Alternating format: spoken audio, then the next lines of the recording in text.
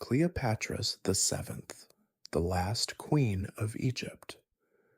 Tonight, dear listener, as you nestle into the soft embrace of your blankets, let the worries of the day slip away like sand through your fingers.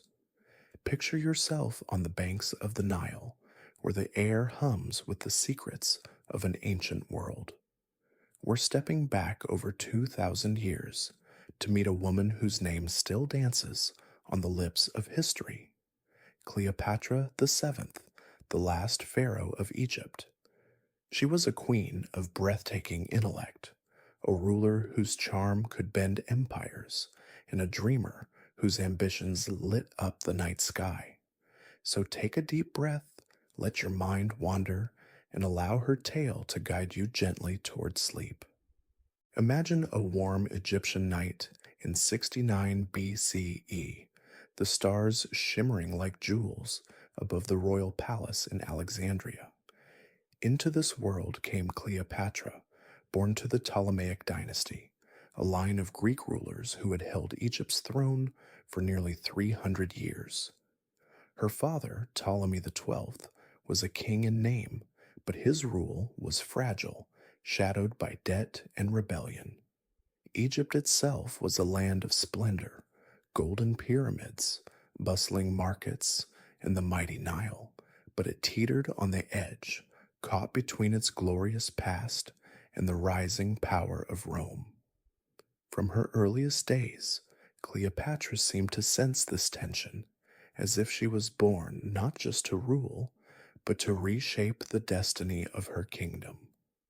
As a child, Cleopatra stood apart. She wasn't merely a princess waiting for her crown. She was a scholar, a strategist, a force. While other royals spoke only Greek, she learned the Egyptian language, winning the hearts of her people in a way her ancestors never had. She devoured knowledge, philosophy, mathematics, astronomy, her mind as sharp as the blades that guarded her palace. By her teenage years, she had mastered the art of navigating a court where loyalty was rare and danger lurked in every shadow. She wasn't just preparing to reign, she was preparing to fight. In 51 BCE, at the tender age of 18, Cleopatra took the throne beside her younger brother, Ptolemy XIII. Tradition demanded they rule together, but harmony was a fleeting dream. Her brother's advisors, power-hungry and cunning, whispered against her, and soon the siblings were locked in a bitter struggle.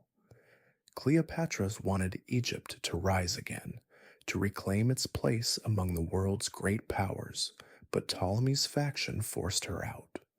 Exiled and alone, she could have faded into history's margins. Instead, she gathered a band of loyal followers and began to weave a plan, one so bold it would echo through the ages. Then came a twist of fate that changed everything. In 48 BCE, Julius Caesar, Rome's greatest general, landed in Egypt pursuing his enemy Pompey. Cleopatra saw an opportunity where others saw only risk. But how could she reach him, a fugitive queen with enemies at every gate? The answer lies in a story so daring it feels like legend. She slipped into Alexandria, hidden inside a rolled-up carpet, or perhaps a sack carried by a trusted servant. When the bundle was opened before Caesar, there she stood, poised, radiant, unafraid. Her audacity caught him off guard. Her wit held him captive. In that instant, a partnership was born, one that would shake the foundations of two empires. With Caesar's might behind her, Cleopatra returned to power. Her brother's forces fell in a swift, bloody clash, and Ptolemy XIII met his end in the Nile's murky depths. Now queen once more, she ruled alongside her youngest brother, Ptolemy XIV, though her eyes were fixed far beyond Egypt's borders. She followed Caesar to Rome, living as his ally and to some much more. Their son Caesarion was born, a child she hoped would one day bridge east and west. Together they dreamed of a new world, but dreams are fragile things in a city built on betrayal. In 44 BCE, that dream shattered.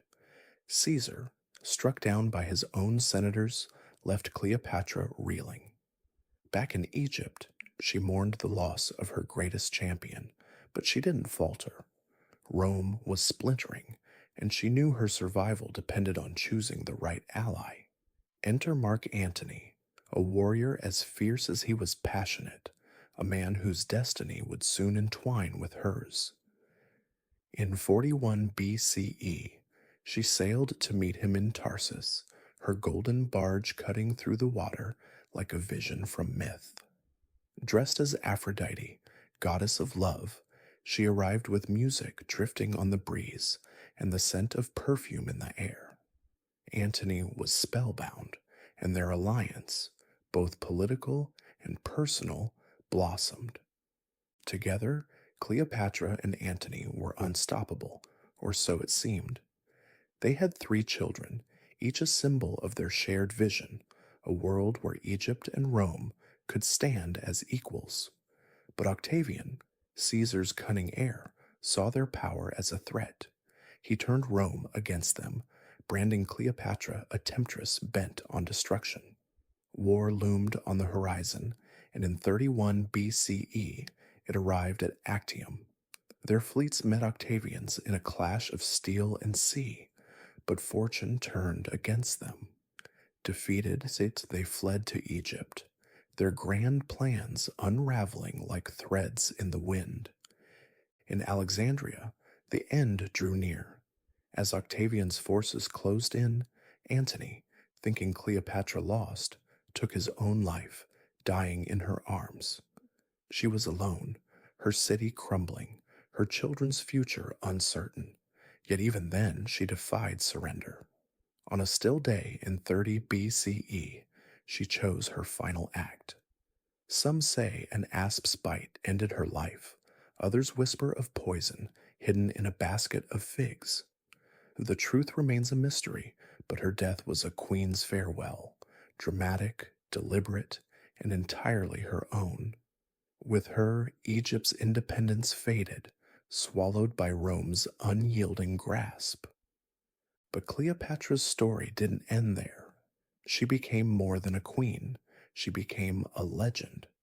Was she the seductress who toppled heroes, or the genius who dared to challenge an empire? Perhaps she was both, or something more. Her life was a tapestry of courage, love, and ambition, woven with threads of triumph and tragedy. She spoke when others stayed silent, fought when others fled, and dreamed when others despaired. Though her kingdom fell, her name rose, carried by the winds of time into eternity. Now, as the Nile flows quietly beneath a blanket of stars, picture Cleopatra's barge drifting into the distance, her spirit as vast as the desert itself. Her tale is one of brilliance and heartbreak, of battles won and lost, of a woman who dared to reach for the impossible. As you slip into sleep, let her story linger, a reminder that even in darkness, a single light can shine forever. Rest well, dear dreamer, and carry her legacy into your dreams. Joan of Arc, the Maid of Orleans. Let's journey back to a time of knights, castles, and a war that seemed without end. Picture the rolling hills of France, where villages nestle among fields and forests, and the air hums with the distant clang of swords. In this turbulent world, a young girl named Joan of Arc rose from obscurity to change the course of history. Her story is one of courage, faith, and tragedy, a tale that will gently guide you into the arms of sleep. So breathe deeply, close your eyes, and let the echoes of her bravery carry you away. Imagine a small village in the heart of France, where the year is 1412 and the land is scarred by a war that has raged for generations.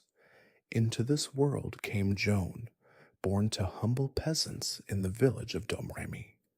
Her father tended the fields, her mother spun wool, and Joan, well, she was different. From a young age, she was quiet, thoughtful, her eyes often gazing toward the horizon, as if waiting for something only she could see. The Hundred Years' War had cast a shadow over her childhood, with English soldiers ravaging the countryside and the French crown teetering on the edge of collapse. But in the midst of this chaos, Joan carried a secret that would one day shake kingdoms. As she grew, Joan began to hear voices, not the kind that come from mortal lips, but soft, insistent whispers from saints and angels. They spoke of a divine mission to save France, to lift the siege of Orleans, and to see the Dauphin, Charles VII, crowned as the rightful king. At first, she kept these visions to herself, unsure if they were real or the dreams of a restless mind. But the voices grew stronger, more urgent, until she could no longer ignore them. "You are chosen," they said. "You must go." And so, at just 16, Joan set out to fulfill a destiny that seemed impossible for a peasant girl with no sword, no armor, and no place in the world of men. Her first challenge was to reach the Dauphin's court. The path was treacherous, lined with soldiers and spies, but Joan's faith was her shield. She sought help from Robert de Baudricourt, the local garrison commander, who laughed at her request for an escort. "A girl leading an army?" he scoffed. Yet Joan's conviction was unshakable. She returned again and again, her eyes blazing with purpose, until even the hardened commander felt a flicker of doubt. Was she mad, or was there truth in her words? When news came that Orleans was on the brink of surrender, Baudricourt relented, so he gave her a horse, a small guard, and sent her on her way, half expecting never to hear of her again. Joan's journey to Chinon, where Charles VII held court, was a test of will. Dressed in men's clothing for safety, she rode through enemy territory, her heart pounding with each step. When she finally stood before the Dauphin, the court fell silent. Here was a girl, barely more than a child, claiming to be sent by God. Charles, desperate and uncertain, decided to test her. He hid among his courtiers, but Joan walked straight to him, her gaze steady. "I am sent to lead your armies," she said, her voice clear as a bell. "Together we will save France." The room buzzed with disbelief, but something in her words stirred the Dauphin's hope. He gave her a chance, one that would change everything. With a banner in hand and faith in her heart, Joan joined the French army. She was no warrior, but her presence was a spark that ignited the troops. They called her La Pucelle, the maid, and believed she was heaven's answer to their prayers. In May 1429, she led them to Orleans, a city choked by English forces. The siege had dragged on for months, but Joan saw victory where others saw despair. She charged into battle, her banner high, her voice rallying the men. "For France," she cried, and the soldiers followed, their fears melting away. Against all odds, they broke the siege in just 9 days. Orleans was free, and Joan's name became legend. But her path was far from smooth. Over the next year, she led the French to victory after victory, clearing the way for Charles VII's coronation in Reims. On that day, as the crown touched his head, Joan stood beside him, her eyes shining with tears of joy. She had fulfilled her promise, but her voices whispered of more to come. There is still work to be done, they said, and so she pressed on, fighting to drive the English from French soil. Yet as her fame grew, so did the envy of those who feared her power. Whispers of witchcraft and heresy began to swirl, and the tide of war turned against her. In May 1430, during a skirmish at Compiègne, Joan was captured by Burgundian forces, French allies of the English. Her heart sank as the gates of the city closed behind her, but she refused to despair. She was sold to the English for a king's ransom, and they were determined to destroy her. They dragged her to Rouen, where a sham trial awaited. Accused of heresy, witchcraft, and dressing as a man, she faced a panel of hostile judges. Day after day, they questioned her, twisted her words, and sought to break her spirit. But Joan, though young and uneducated, defended herself with a wisdom that left them stunned. "Do you hear the voices still?" they demanded. "Yes," she replied, her voice steady. "They are with me always." The court grew frustrated. They wanted a confession, a sign of weakness. But Joan gave them none.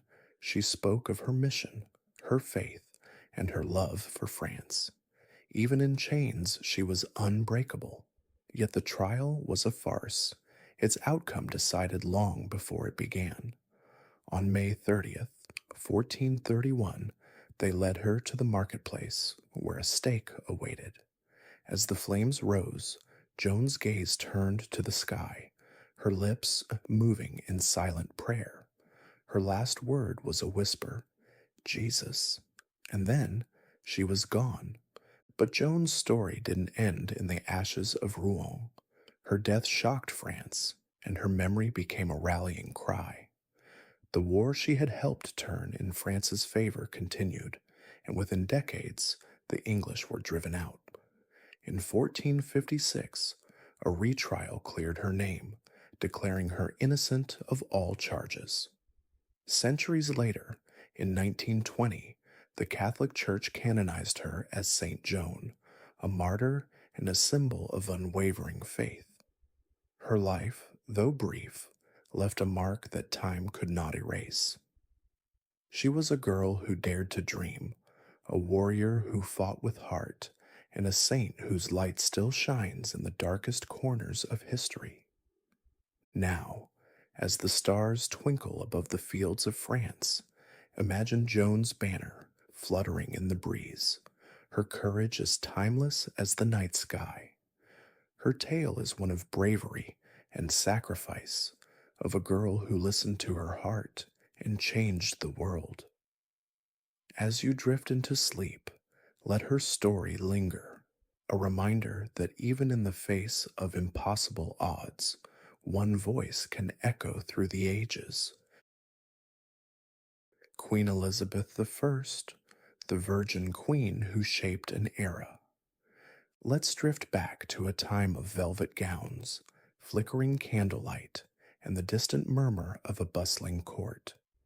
Imagine the rolling green hills of England, where the scent of blooming roses mingles with the crisp autumn air.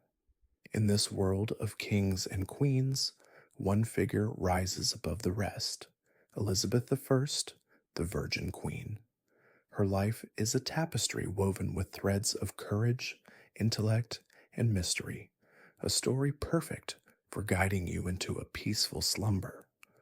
So breathe deeply, let your eyelids grow heavy, and allow Elizabeth's tale to carry you gently into the night. A princess born amidst storms. Picture a golden September day in 1533 when a child was born in the grand halls of Greenwich Palace. Her name was Elizabeth, daughter of the formidable King Henry VIII and his bold second wife, Anne Boleyn. The court held its breath as the news spread, not of a longed-for prince, but of a princess. Henry, consumed by his desire for a male heir, turned away in disappointment. Yet, in this tiny girl with her mother's dark eyes and her father's fiery spirit, destiny had planted the seed of greatness. Elizabeth's early years unfolded like a shadowed dream. When she was barely 2, tragedy struck. Her mother, Anne, was accused of treason and beheaded at the Tower of London. The executioner's axe cast a long shadow over Elizabeth's life, stripping her of her title and banishing her from her father's favor. She was sent to the countryside, to quiet manors like Hatfield House, where the wind whispered through ancient oaks and the halls echoed with the footsteps of tutors and servants. There, far from the glittering court, Elizabeth found solace in books. Her sharp mind drank in Latin, Greek, French, and Italian, while her hands danced across the strings of a lute. She studied the works of philosophers and poets, her curiosity a flickering flame that no exile could extinguish. Henry VIII's death in 1547 brought little stability. Elizabeth's half-brother, Edward, a frail boy of 9, took the throne, his reign guided by ambitious nobles. When Edward succumbed to illness 6 years later, the crown passed to Mary, Elizabeth's half-sister. Mary, a fervent Catholic, saw the Protestant Elizabeth as a rival, a spark that could ignite rebellion. In 1554, suspicion led Mary to imprison Elizabeth in the Tower of London. Imagine the young princess stepping into that grim fortress, the iron gates clanging shut behind her.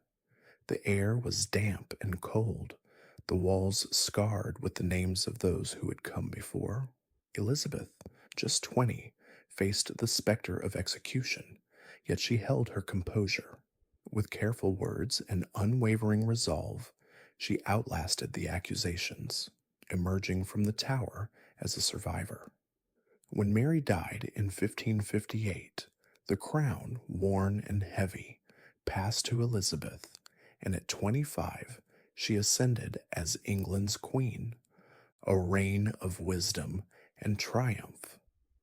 Elizabeth stepped into a kingdom teetering on the edge. England was a patchwork of rival faiths, Protestants and Catholics clashing like storm clouds, its coffers nearly empty, its people weary from years of upheaval. But Elizabeth, with her piercing gaze and steady hand, was no ordinary ruler. She gathered advisers like Sir William Cecil, whose loyalty became her anchor, and set about mending her fractured realm. Her first triumph was the Elizabethan religious settlement, a delicate dance of compromise. She established the Church of England as a middle path, soothing tensions and weaving her people into a fragile unity. The church bells rang out across the land, a sound as calming as a lullaby, signaling peace at last. Yet beyond England's shores, danger loomed. Spain, led by the stern King Philip II, once Mary's husband, coveted England's independence. In 1588, he launched the Spanish Armada, a fleet of 130 ships bristling with cannons aimed at England's heart. The nation held its breath as the enemy's sails darkened the horizon. Elizabeth, undaunted, donned a silver breastplate and rode to Tilbury to address her troops. Her voice cut through the wind. "I know I have the body of a weak and feeble woman, but I have the heart and stomach of a king, and of a king of England, too." Her words were a spark, igniting courage in every soldier. When the battle came, England's smaller, swifter ships outmaneuvered the Armada, aided by fierce storms that seemed sent by fate. The Spanish fleet was scattered, and England rejoiced, a victory that would echo through time. Elizabeth's reign was not only defined by war. Her court was a garden where art and exploration bloomed. She adorned herself in silks and pearls, her presence a beacon of elegance. The theatres of London hummed with life as playwrights like William Shakespeare and Christopher Marlowe spun tales of love, tragedy, and wonder. Imagine the soft rustle of costumes, the murmur of audiences entranced by Romeo and Juliet or Dr. Faustus. Beyond the stage, explorers like Sir Francis Drake sailed into uncharted waters, their ships cutting through the waves like threads stitching England to the world. Elizabeth's patronage turned her reign into a golden age, a time when the air seemed alive with possibility. The enigma of the Virgin Queen. For all her public triumphs, Elizabeth's private life remained a riddle wrapped in silk. Suitors from France, Spain, and beyond sought her hand, their envoys filling her court with promises of alliance. Yet Elizabeth turned them all away, her smile enigmatic, her resolve unshaken. Some whispered of her love for Robert Dudley, her childhood companion and master of the horse. Their bond was undeniable. His dark eyes met hers across crowded banquets, their laughter mingling in the halls of Whitehall. But when scandal touched Dudley's name after his wife's mysterious death, Elizabeth stepped back, choosing her throne over her heart. She declared herself the Virgin Queen, wedded only to England, a choice that kept her power her own. Her court was a world of splendor. Picture the glow of chandeliers, the scent of lavender drifting from embroidered gowns, the strains of a viol weaving through the air. Elizabeth delighted in masks and dances, her wit as sharp as her jeweled rings. She was a ruler who could charm a foreign ambassador one moment and outsmart a scheming noble the next. Her refusal to marry became her strength, a shield against those who sought to control her. And though her heart remained her own, she poured her love into her people, earning their devotion in return. A legacy that endures. As the years wore on, Elizabeth's auburn hair faded to silver. Her steps grew slower, but her spirit burned bright. She ruled for 44 years, steering England through storms and into a dawn of prosperity. When she passed in 1603 at Richmond Palace, the nation wept for a queen who had become its soul. Her body was laid to rest in Westminster Abbey, her tomb a quiet testament to a life extraordinary. But her true legacy lived on in the strength of a nation she fortified, in the arts she nurtured, in the dreams she inspired. Now, as the moonlight spills over England's fields and the stars gleam above, imagine Elizabeth's crown resting on a cushion of velvet, her story woven into the fabric of time. She was a woman who defied a world that sought to define her, a queen whose reign lit the way for centuries to come. As you drift toward sleep, let her tale wrap around you like a warm cloak, a reminder that even in the darkest nights, resilience can shine. Catherine the Great, the empress who shaped a nation, a whisper of destiny. Close your eyes and imagine a land of endless snow where the wind carries secrets through the spires of golden palaces. Tonight, dear listener, we step into the world of 18th century Russia, a realm of ambition, intrigue, and transformation. At its heart stands a woman whose name echoes through time, Catherine the Great. Born a modest German princess, she became the architect of an empire, her story unfolding like a tapestry of courage and cunning. As you settle into the softness of your bed, let her journey draw you in, a tale to spark your curiosity and guide you gently into dreams. From Sophie to Catherine, picture a small German town in 1729, where a girl named Sophie Friederike August von Anhalt-Zerbst took her first breath. Her family was noble, but far from grand, tucked away in the quiet corners of Prussia. Sophie's mother, Johanna, was a woman of fierce ambition, her eyes set on a glittering future for her daughter.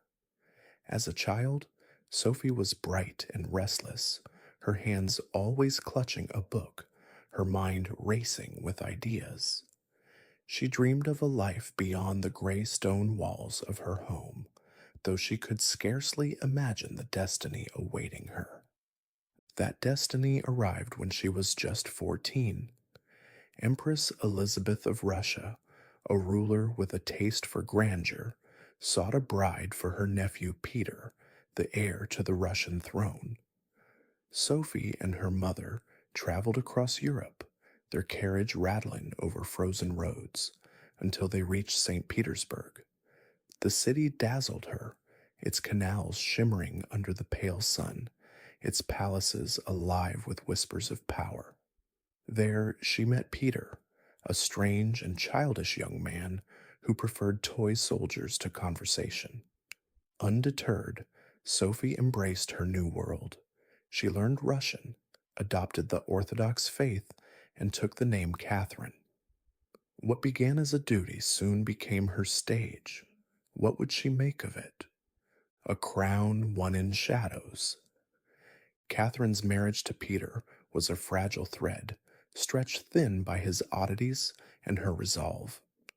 When Peter became Tsar Peter III in 1762, his reign was a disaster. He scorned Russia, idolized Prussia, and made enemies at every turn. Catherine, now 33, had spent years quietly building her own power, winning the hearts of nobles, soldiers, and scholars. She saw the cracks in Peter's rule and sensed her moment, but how would she seize it? The answer came in a daring coup. In June 1762, with the imperial guard at her side, Catherine acted. Imagine her astride a horse, clad in a green uniform, her voice steady as she rallied her supporters. The streets of St. Petersburg buzzed with excitement as Peter was deposed, his reign ending in a blur of confusion and betrayal. Days later, he was dead, some say by accident, others by design. Catherine emerged as empress, her hands steady on the reins of a restless empire. How would she wield this hard-won power? The answer lies in the years ahead. A reign of vision and victory. Catherine's Russia was a giant stirring from slumber, its potential vast but untamed. She envisioned a modern empire, one to rival the courts of Paris and Vienna. With a quill in hand and advisors like Grigory Potemkin by her side, she set to work. She reformed laws, inspired by the Enlightenment thinkers she admired. Voltaire called her the Star of the North. She built schools, wrote books for children, and turned her court into a haven for art and ideas. But could she truly change a land so steeped in tradition? Her ambitions stretched beyond Russia's borders. Through wars and diplomacy, she claimed Crimea, carved up Poland, and pushed her empire's edges ever outward.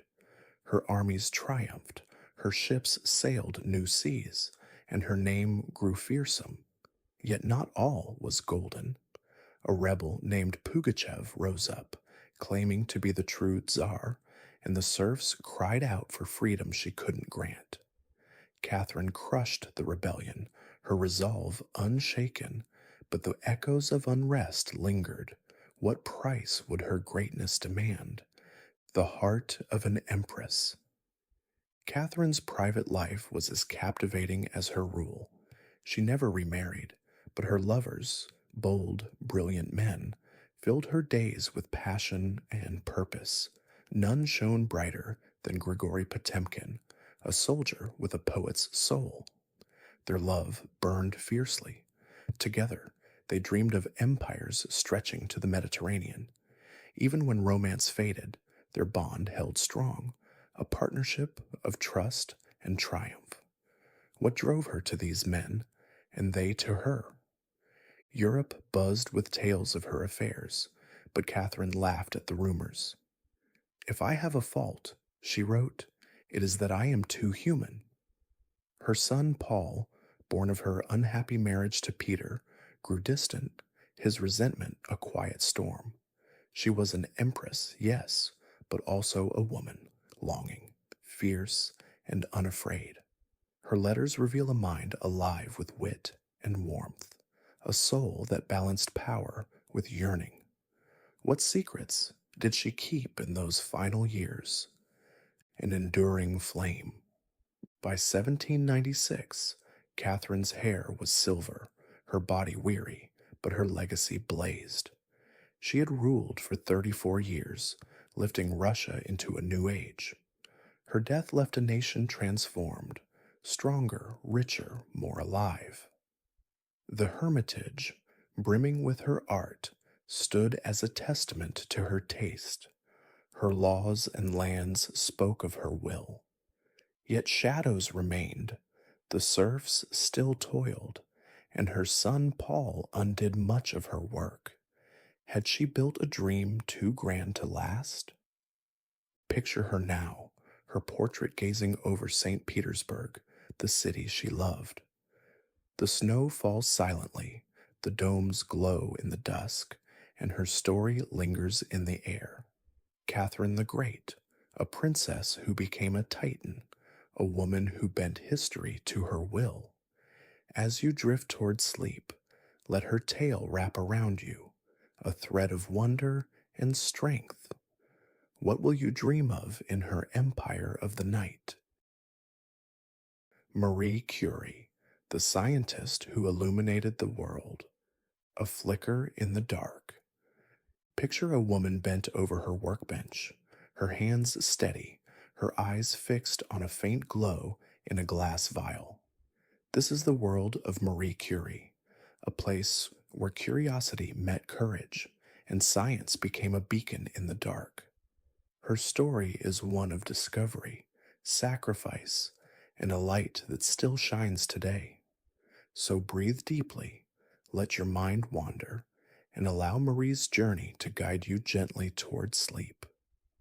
A spark of curiosity. Picture a small house in Warsaw, Poland, where in 1867 a girl named Maria Skłodowska was born. The youngest of five, she grew up in a family that prized learning, though their pockets were often empty. Her father, a teacher, filled the rooms with books and dreams, while her mother's quiet strength held them together. But tragedy shadowed Maria's childhood. Her mother's death when she was just 10 left an ache that never quite faded.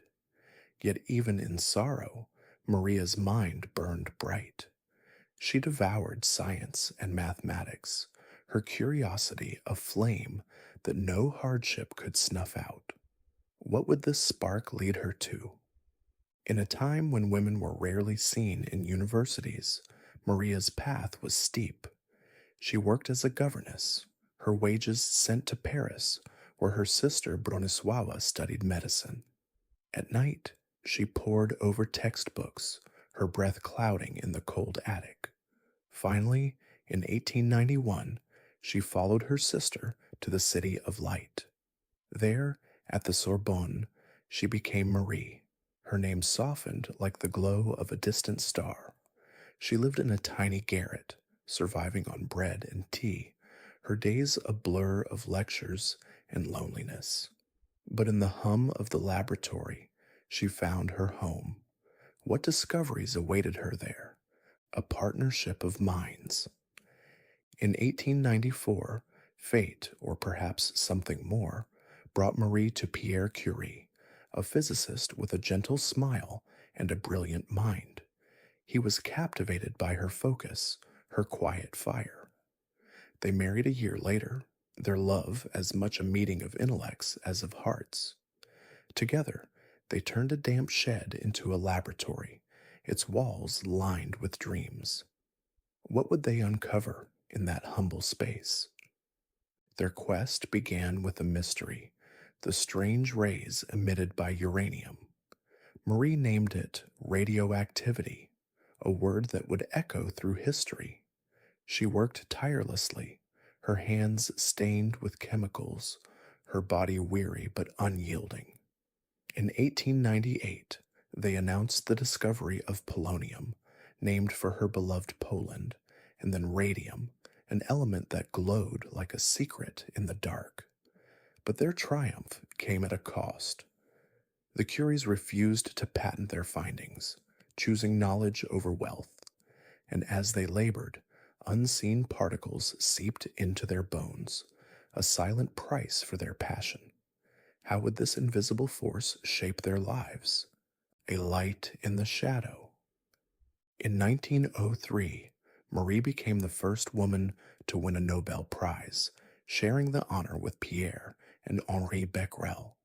But joy was fleeting. 3 years later, Pierre was killed in a street accident, his skull crushed by a carriage wheel. Marie's world shattered. She wrote in her diary, "I have lost my beloved Pierre, and with him all hope and all support for the rest of my life." Yet she pressed on, her grief a heavy cloak she refused to shed. She took his place at the Sorbonne, the first woman to teach there, her voice steady as she spoke of atoms and energy. What strength did she draw upon in those dark days? Her work never stopped. In 1911, she won a second Nobel Prize, this time in chemistry, for isolating radium. She was the first person ever to win 2 Nobels, her name etched in gold. But the world was not always kind. Scandal swirled around her friendship with a married colleague, and the press hounded her. Marie retreated to her lab, her sanctuary. There, amidst beakers and burners, she found peace. What drove her to keep going, even when the world seemed against her? A legacy of light. When World War I erupted, Marie saw a new way to serve. She designed mobile X-ray units, dubbed Little Curies, and drove them to the front lines. In muddy fields and makeshift hospitals, she trained nurses to use the machines, saving countless lives. Her daughter Irene, just 17, worked beside her, their bond a thread of strength. But the war took its toll, and so did the radium she loved. Her health faltered, her eyesight dimmed, yet she never complained. What kept her spirit alight? Marie's final years were a quiet hum of work and wonder. She traveled to America, where crowds adored her, and she raised funds for her Radium Institute in Paris. She mentored young scientists, her hands guiding theirs as they peered into microscopes. On July 4th, 1934, she slipped away, her body finally succumbing to the radiation that had been her life's work. She was laid to rest beside Pierre, her name immortal. But what of her legacy? Today, Marie Curie's light shines on. Her discoveries unlocked the secrets of the atom, paving the way for treatments that heal and technologies that power our world. She remains a symbol of perseverance, a woman who faced down doubt and danger with grace. Her story whispers to us across the years. Curiosity is a gift, and courage its companion. As you drift toward sleep, let her tale linger, a reminder that even in the darkest nights, a single spark can change everything. Indira Gandhi, the Iron Lady of India. Imagine a land where the air is thick with the scent of jasmine and the hum of ancient chants, where the echoes of a 1,000-year-old civilization meet the clamor of a young democracy. This is India in the mid-20th century, a nation awakening from colonial slumber, its future uncertain, its people yearning for a leader to guide them into a new era. Into this world stepped a woman whose name would become synonymous with both strength and controversy, Indira Gandhi. Her story is one of power, resilience, and a legacy as complex as the country she led. Let us journey through her life, where each chapter reveals a new layer of the woman they called the Iron Lady, a childhood in the shadow of revolution. Picture a grand house in Allahabad, where in 1917 a girl named Indira Priyadarshini Nehru was born. Her family was no ordinary one. Her grandfather, Motilal Nehru, was a towering figure in the fight for India's freedom, and her father, Jawaharlal Nehru, was destined to become the nation's first prime minister. Indira's childhood was steeped in politics. The walls of her home buzzed with the voices of revolutionaries, and the air was thick with dreams of independence. But it was not a fairy tale. Her mother's illness cast a long shadow, and the British police were a constant presence, their raids a reminder of the price her family paid for their defiance. As a young girl, Indira learned early that power came with sacrifice. She watched her father imprisoned time and again, his letters her only link to him. Yet these hardships forged her spirit. She organized children into protest groups, her small hands clutching banners as she marched through the streets. Education took her to Switzerland and England, where she studied at Oxford, her mind sharpening like a blade. But India's call was too strong to ignore. She returned home, her path already entwined with the nation's destiny. What role would she play in the drama unfolding around her? A reluctant heir to power. Indira's entry into politics was not a blaze of ambition, but a quiet step into her father's shadow. In 1942, she married Feroz Gandhi, a fiery journalist with a shared passion for India's freedom. Together, they navigated the turbulent years of independence, their home a hub for political discourse. But tragedy struck early. Feroz's death in 1960 left her a widow with two sons, Rajiv and Sanjay. Grief could have broken her, but Indira's resolve only deepened. She became her father's confidant, her presence a steadying force as he led a newborn nation. When Jawaharlal Nehru passed away in 1964, India mourned and the Congress Party sought a successor. Indira, now 47, was thrust into the spotlight. She became Minister of Information and Broadcasting, her voice calm yet commanding. But the whispers grew louder. Could she lead? In 1966, after the sudden death of Prime Minister Lal Bahadur Shastri, the party turned to her. She was an unlikely choice, a woman in a man's world, a quiet figure in a land of loud voices. Yet she accepted the mantle, her eyes steady, her heart racing. What would her leadership bring to a nation at a crossroads? The rise of the Iron Lady. Indira's early years as prime minister were a trial by fire. India was a patchwork of languages, religions, and ambitions, its economy fragile, its borders tense. She moved swiftly, her policies bold and unapologetic. In 1969, she nationalized 14 major banks, a move that sent shockwaves through the elite, but won her the adoration of the masses. Garibi Hatao, remove poverty, became her rallying cry, her voice echoing across the fields and factories. She launched the Green Revolution, transforming India from a land of famine to a nation of surplus. But could she hold the reins of a country so vast and varied? Her strength was tested in 1971 when war erupted with Pakistan over the birth of Bangladesh. Indira stood firm, her strategy sharp, her resolve unbroken. India's victory was swift, and with it, her legend grew. She was no longer just a leader.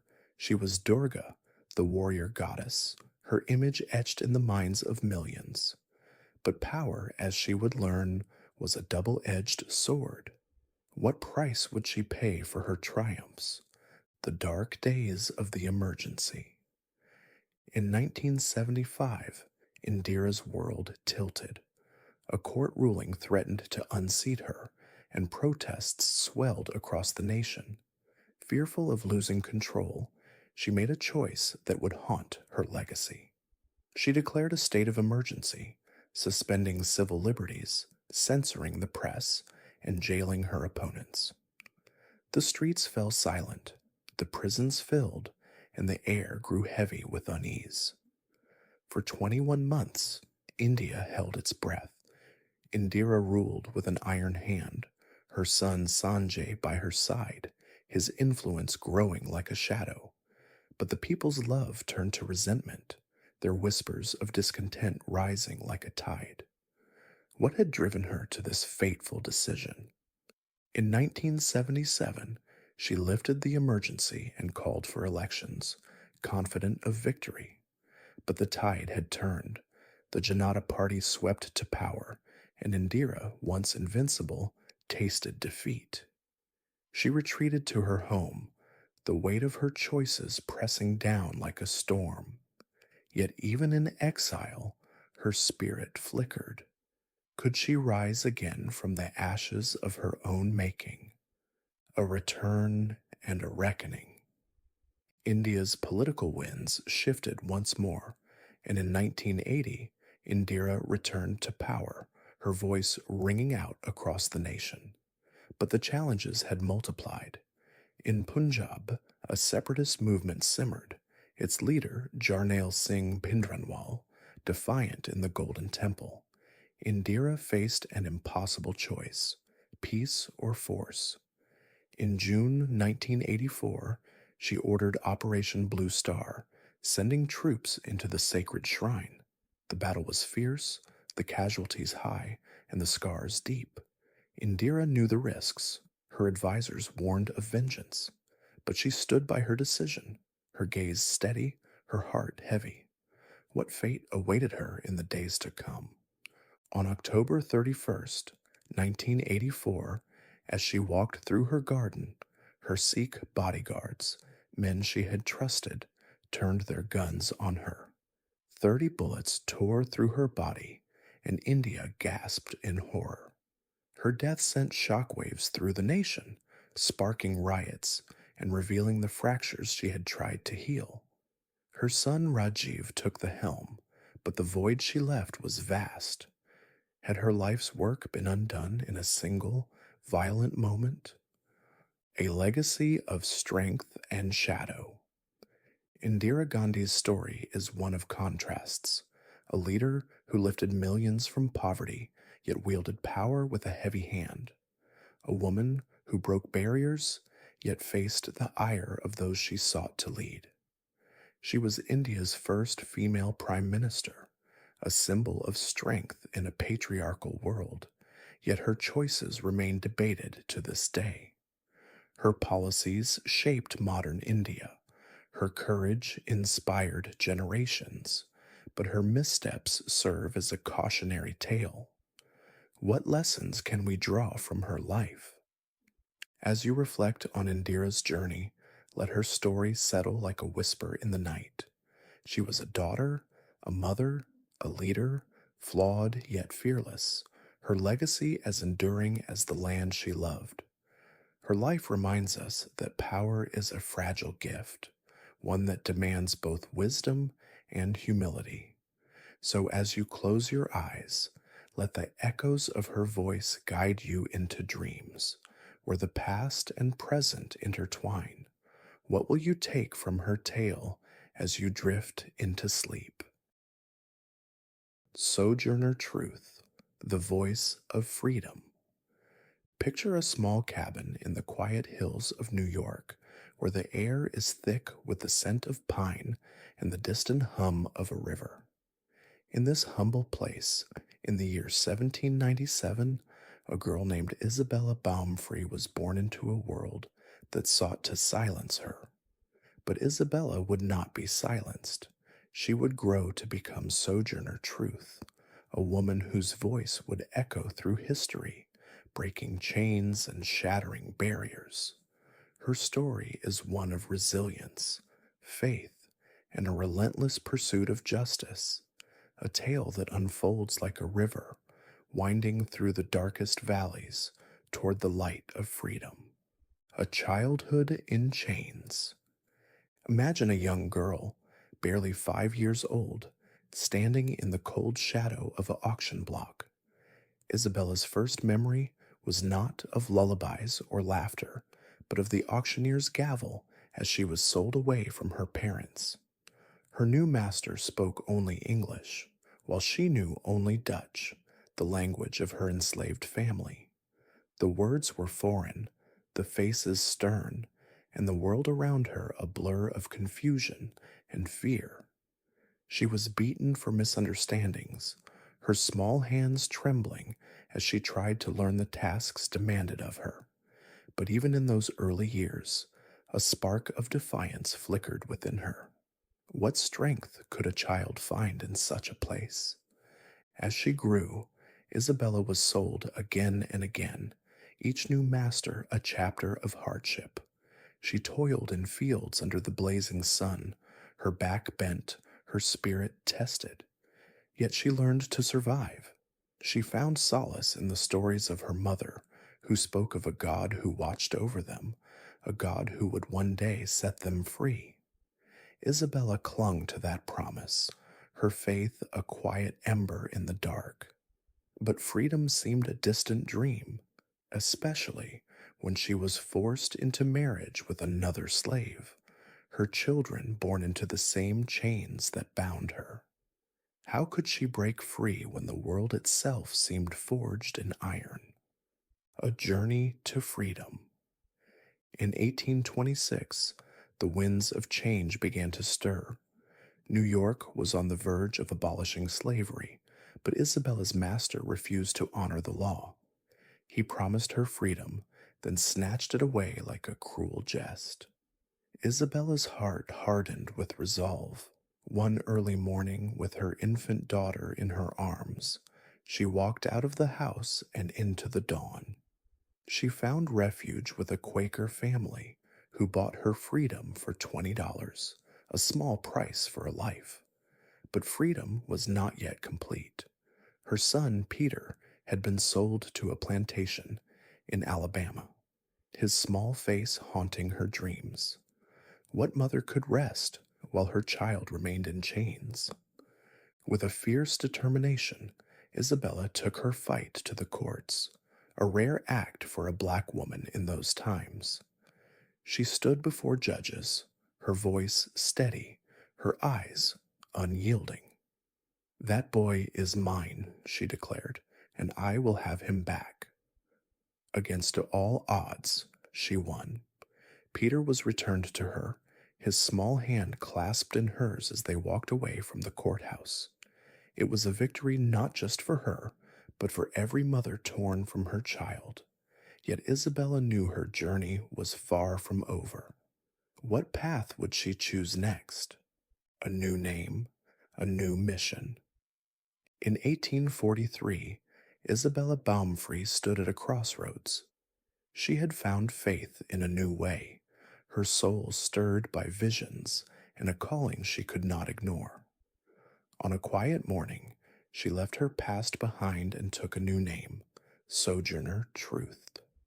"I will travel and speak the truth," she vowed, her voice a whisper to the wind. She became a wandering preacher, her words a balm for the weary, a fire for the oppressed. She spoke of God's love, of freedom, of a world where justice was not a dream, but a right. But could her voice truly make a difference? Her travels took her to the heart of the abolitionist movement, where she met giants like Frederick Douglass and Harriet Tubman. Though she could not read or write, her mind was sharp, her spirit unbreakable. She stood on stages, her tall frame commanding attention, her words cutting through the noise like a blade. "I have plowed and planted and gathered into barns," she declared, "and no man could head me. And ain't I a woman?"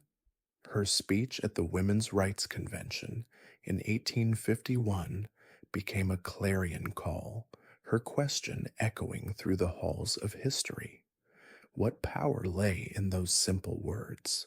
A life of purpose. Sojourner Truth's voice became a force that could not be ignored. She traveled across the North, her speeches drawing crowds, her presence a testament to the strength of the human spirit. During the Civil War, she recruited black soldiers for the Union Army, her eyes blazing with the hope of freedom.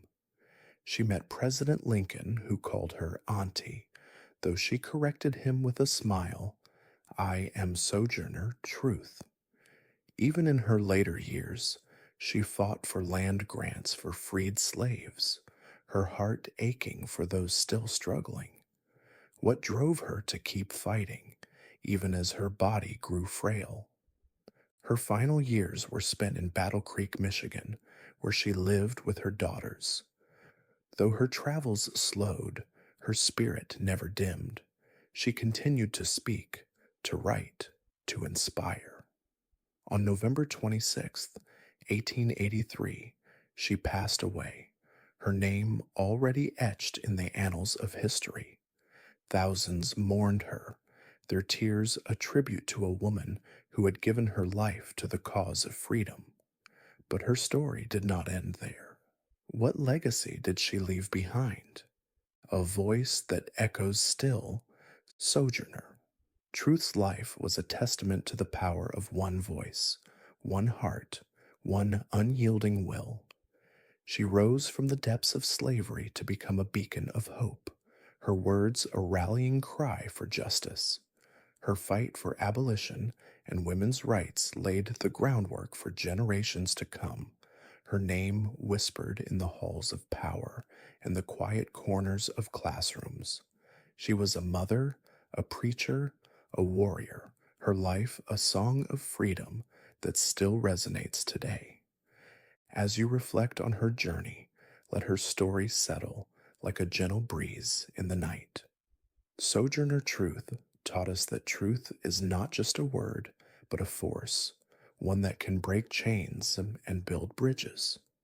Her legacy reminds us that courage is not the absence of fear, but the strength to speak when others fall silent. So as you close your eyes, let the echoes of her voice guide you into dreams where the past and present intertwine. What will you take from her tale as you drift into sleep? Malala Yousafzai, the girl who defied the darkness.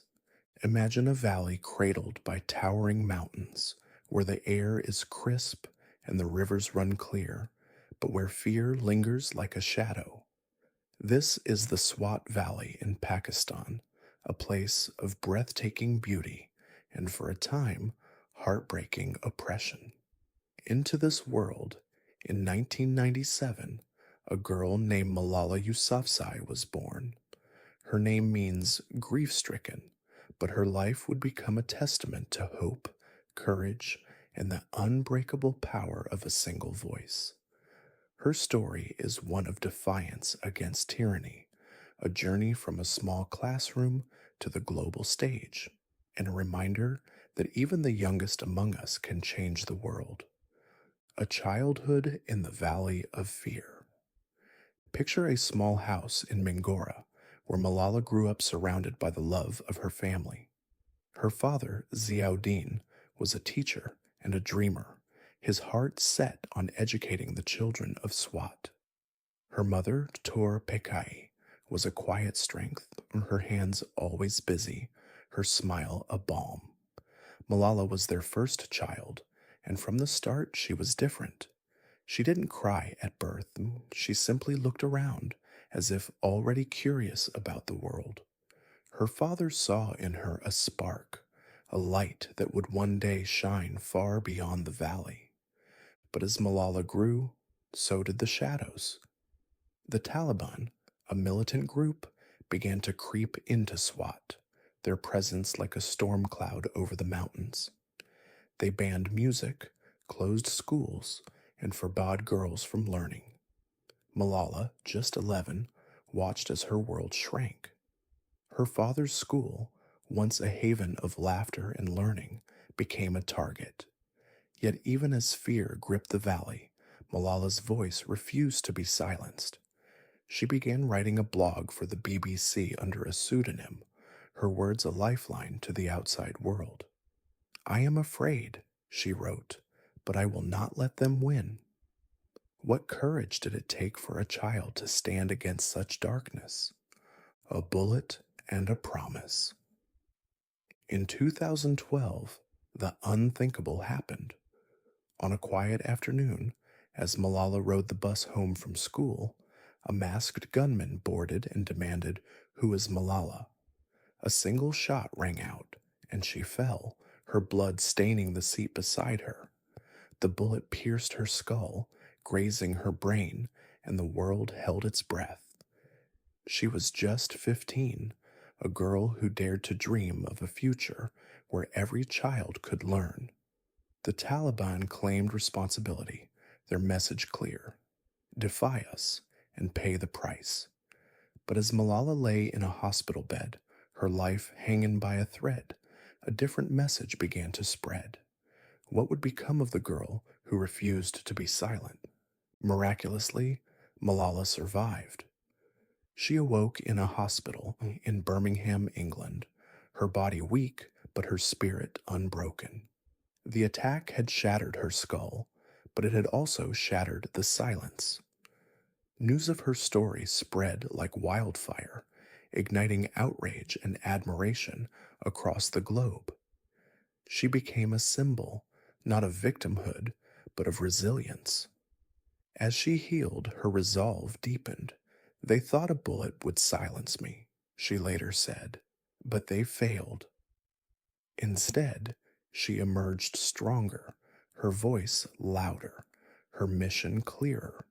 What path would she choose in the wake of such violence? A global stage and a Nobel dream. Malala's recovery was a journey of pain and perseverance.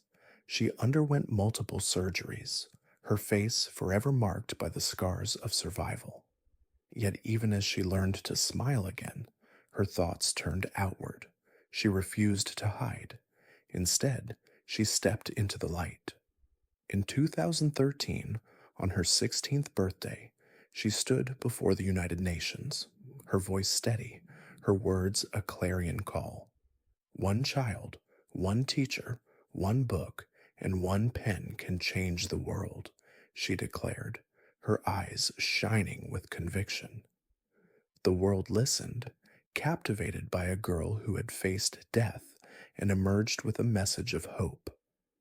Her activism took her to the farthest corners of the earth. She met with world leaders, spoke at conferences, and sat with refugees in camps, her presence a beacon for those who had lost everything. In 2014, at just 17, she became the youngest person ever to receive the Nobel Peace Prize. The honor was not just for her, she insisted, but for every child denied an education. She used her platform to launch the Malala Fund, a charity dedicated to giving girls access to schools.